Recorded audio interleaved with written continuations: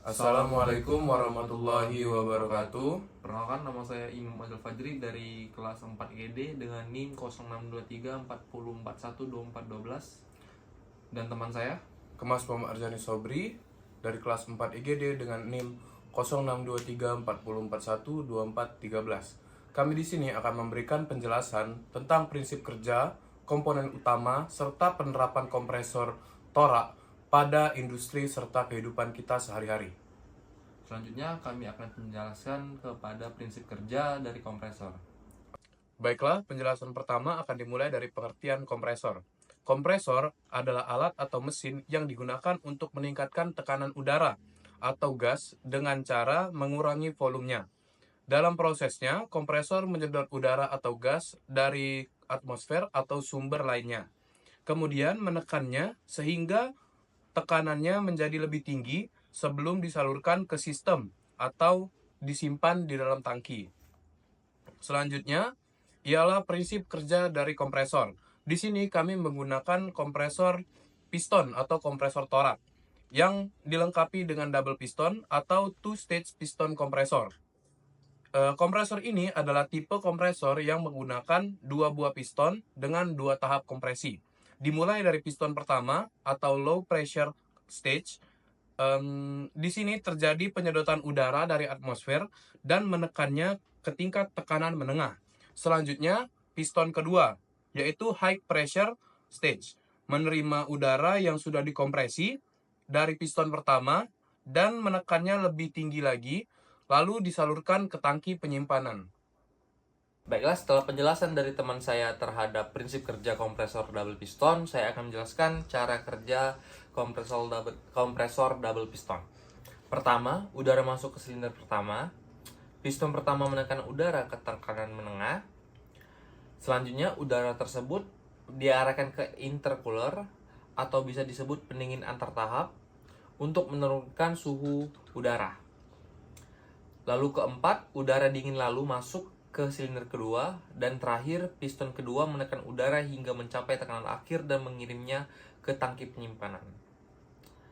Adapun keunggulan dari kompresor double piston itu sendiri ialah tekanannya lebih tinggi, bisa menghasilkan tekanan hingga 175 psi atau lebih.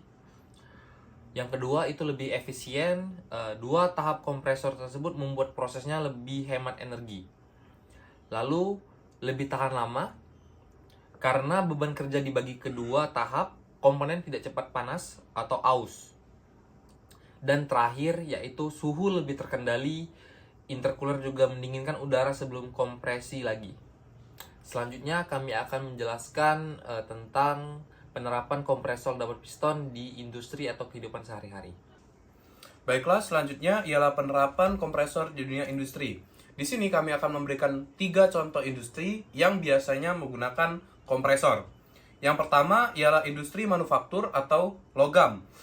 Kompresor digunakan untuk pengoperasian alat-alat pneumatik seperti bor ataupun gun press, proses pengecatan semprot atau spray painting dengan tekanan yang stabil. Yang kedua ada industri otomotif.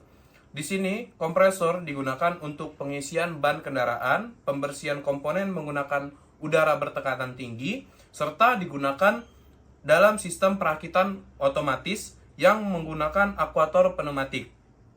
Dan yang terakhir adalah industri kimia dan farmasi. Di sini kompresor membantu transportasi bahan kimia berbentuk gas melalui pipa. Selanjutnya juga mendukung sistem instrumentasi pneumatik yang presisi.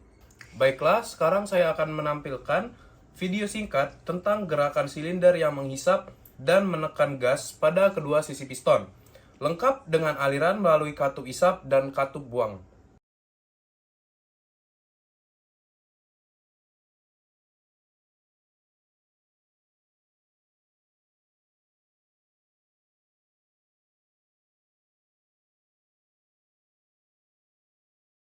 Baiklah, setelah tadi ditampilkan video tentang cara kerja piston pada kompresi, selanjutnya saya akan menjelaskan tentang proses cara pemeliharaan dan penjelasan troubleshooting yang biasanya terjadi pada kompresor. Kenapa perawatan double piston itu penting dilakukan secara berkala? agar tetap bekerja optimal dan tahan lama.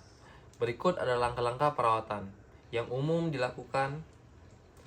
Pertama itu ada harian, cek level oli, kuras air kondensat dari tangki atau drain valve, periksa suara mesin, apakah suaranya kasar atau tidak wajar, dan selanjutnya cek baut dan sambungan jika longgar akibat getaran. Dan bulanannya ialah ganti oli jika warnanya menghitam atau setelah 100 sampai 200 jam operasi, inspeksi katup masuk atau keluar udara, dan cek tekanan maksimal dan performa output. Selanjutnya saya akan menjelaskan troubleshooting kompresor. Itu ada masalah umum. Pertama itu tekanan udara rendah, suara bising atau tidak normal, overheating atau panas berlebih, tidak mau hidup, ataupun air keluar dari selang. Penyebabnya itu kemungkinan pada tekanan udara rendah itu adalah filter udara tersumbat, katup bocor, atau ring piston aus. Untuk suara bising dan tidak normal itu adalah bearing aus atau sabuk kendor atau retak. Overheating itu adalah kurang oli, pendinginan buruk, dan juga beban kerja berlebih. Jika dia tidak mau hidup, listrik tidak masuk, motor rusak, atau kapasitor jebol. Adapun air keluar dari selang, ia adalah air dalam tangki belum dikuras ataupun drain valve bocor. Baiklah, sekian video penjelasan dari kami. Kami akhiri. Wassalamualaikum warahmatullahi wabarakatuh.